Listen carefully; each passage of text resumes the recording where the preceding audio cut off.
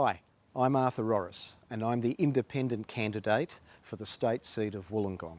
We're here at West Wollongong TAFE, an institution that has trained people here in our region for decades. These are the people who've later become welders, who've become construction workers, who've become printers and hairdressers. They're people that have trained from everything from the arts through to our blue-collar trades. It is a very proud tradition. Unfortunately, in recent years, there has been a big push to privatise TAFE, to try and introduce something they call contestability, or smart and skilled. You can take your pick. Ultimately, it's about selling off education, treating it like a commodity. And what has been happening is it's the students, or as more likely the case, their parents, that have been footing the bill. And it's also the staff here at institutions like West Wollongong TAFE that have been paying the ultimate price. They've been paying that price with their jobs. That is a real shame, and that is something that must stop.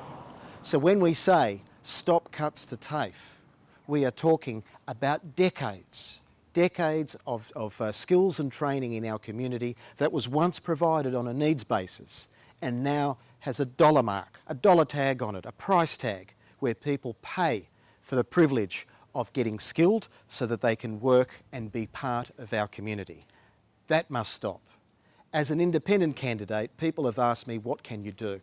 Well, you can certainly add your voice against TAFE cuts, against privatisation, against job cuts and against the fee hikes. But I think we can do something more. I think what we need to do is to return to the idea of education being something that is a human right, a basic need for all in our society, not just for those that can afford it. That means getting away from the idea of paying fees to be able to get skills and training. It's not only good for the students, it's good for our economy. Our businesses need the best skills, and the rest of us all benefit from it.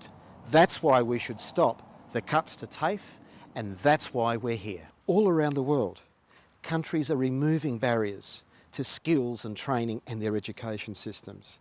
They know that the best thing they can do for the opportunities of their people and the strength of their economies is to actually skill up their people.